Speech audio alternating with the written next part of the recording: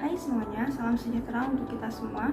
Pada video kali ini, kami dari kelompok 7 akan mempresentasikan mengenai laporan laba rugi dan laporan laba ditahan konsolidasi. Halo semuanya, perkenalkan nama saya adalah Sevi Fauzia. Pada presentasi kali ini, saya berlaku sebagai moderator sekaligus presentator kedua. Assalamualaikum warahmatullahi wabarakatuh. Perkenalkan, nama saya Carmelani Effendi dari kelas 06 Sake 013. Assalamualaikum warahmatullahi wabarakatuh. Nama saya Dema Okta Putri. Assalamualaikum warahmatullahi wabarakatuh. Perkenalkan, nama saya Nurul Dwi Yaningdia dengan NIM 191011201353.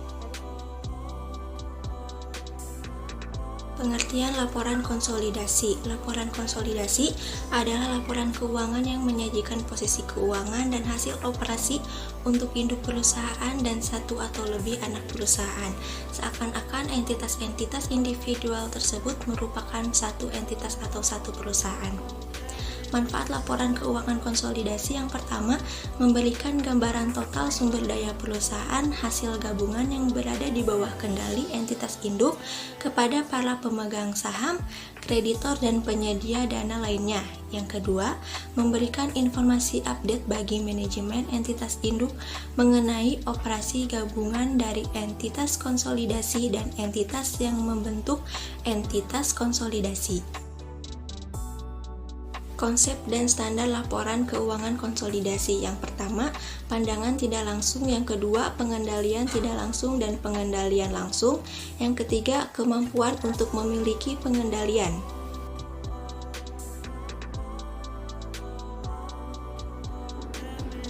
Materi selanjutnya yaitu mengenai pengertian laporan laba rugi dan laba ditahan konsolidasi. Laporan laba rugi merupakan salah satu bagian dari laporan keuangan yang dibuat oleh suatu perusahaan. Laporan ini memuat unsur-unsur pendapatan yang diperoleh oleh perusahaan serta beban yang dikeluarkan oleh perusahaan selama satu periode tertentu, sehingga dapat diketahui berapa laba yang diperoleh perusahaan. Kemudian mengenai konsolidasi seperti yang sudah dijelaskan sebelumnya, yaitu merupakan dua perusahaan yang bergabung dan bubar demi hukum dan sebagai gantinya mendirikan satu perusahaan baru dengan nama yang berbeda. Meski secara finansial perusahaan baru ini mengambil alih hak dan kewajiban dua perusahaan yang bubar tersebut, laporan laba rugi konsolidasi menunjukkan kondisi keuangan yang tergabung antara induk dan anak perusahaan. Selanjutnya itu laba ditahan konsolidasi. Laba ditahan konsolidasi yaitu laba yang didapatkan oleh perusahaan yang bergabung, yaitu antara induk perusahaan dengan anak perusahaan yang tidak dibagikan. Artinya seluruh laba yang didapatkan oleh perusahaan tidak dibagikan oleh perusahaan kepada pemegang saham dalam bentuk dividen.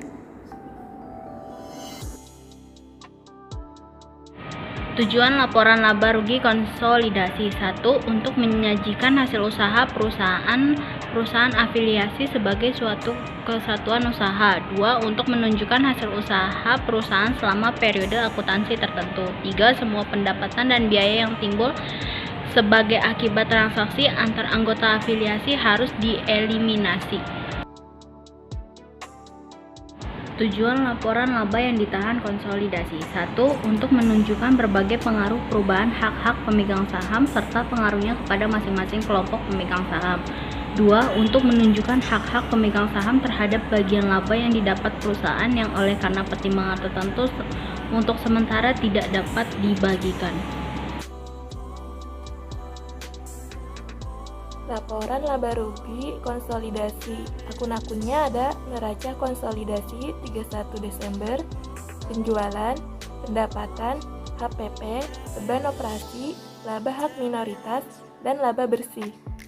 Laporan laba ditahan konsolidasi. Akun-akunnya ada laporan laba rugi konsolidasi per 31 Desember, laba bersih, laba ditahan tanggal 1 Januari, dividen, dan laba ditahan 31 Desember. Di sini ada contoh laporan laba rugi konsolidasi. PTA mengakuisisi 80% saham PTB pada tanggal 1 Januari 2008 pada harga 5,6 miliar rupiah. Dalam proses akuisisi tersebut terdapat selisih nilai wajar investasi sebesar 400 juta rupiah, yaitu sebagai berikut. Piutang dagang overvalue-nya dikurang 400.000, persediaan overvalue dikurang 280.000, bangunan undervalue 400.000, tanah undervalue 640.000, hutang pajak overvalue dikurang 120.000, goodwill 160.000, diamortisasi selama 16 tahun.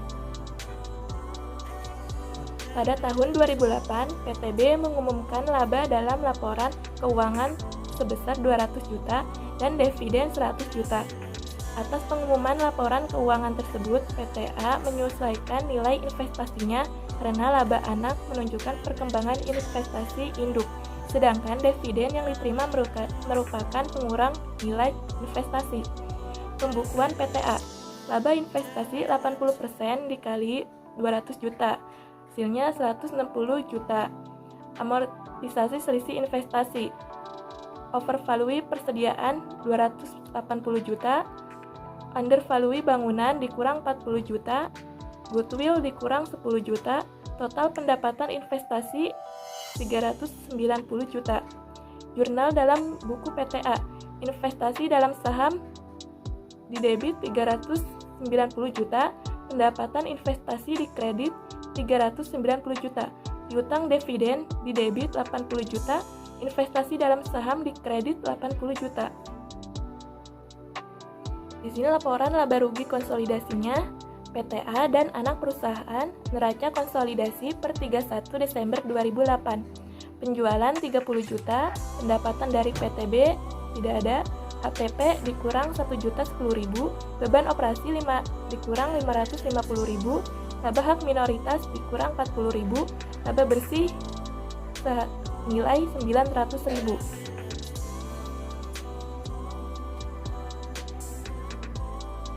Selanjutnya, contoh laporan laba yang ditahan konsolidasi. Contoh kasus, PTA mengakuisisi 80% saham PTB pada tanggal 1 Januari 2008 pada harga 5,6 miliar rupiah. Dalam proses akuisisi tersebut terdapat nilai wajar investasi sebesar 400 juta rupiah, yaitu sebagai berikut. Piutang dagang overvalue dikurang 400.000, persediaan overvalue dikurang 280.000, bangunan undervalue 400.000, tanah undervalue 640.000, hutang pajak overvalue dikurang 120.000 dan goodwill-nya 160.000 diamortisasi selama 16 tahun. Pada tahun 2008, PTB mengumumkan laba dalam laporan keuangan sebesar 200 juta dan dividen 100 juta. Atas pengumuman laporan keuangan tersebut, PTA menyesuaikan nilai investasinya karena laba anak menunjukkan perkembangan investasi induk, sedangkan dividen yang diterima merupakan pengurang nilai investasi. Pembukuan PTA, laba investasi 80% dikali 200 juta, hasilnya 160 juta rupiah. Amortisasi selisih investasi, overvalue persediaan 280 juta, undervalue bangunan dikurang 40 juta, goodwill dikurang 10 juta, total pendapatan investasinya 390 juta. Jurnal dalam buku PTA, investasi dalam saham di debit 390 juta, pendapatan investasi di kredit 390 juta, piutang dividen di debit 80 juta, investasi dalam saham di kredit 80 juta. Jadi, laba yang ditahan konsolidasi PTA dan anak perusahaan laporan laba rugi konsolidasi per 31 Desember 2008, laba bersihnya 900.000, laba ditahan pada tanggal 1 Januari 2008 2 juta rupiah, dividennya dikurang 400.000, laba ditahan 31 Desember 2008, hasilnya 2.500.000.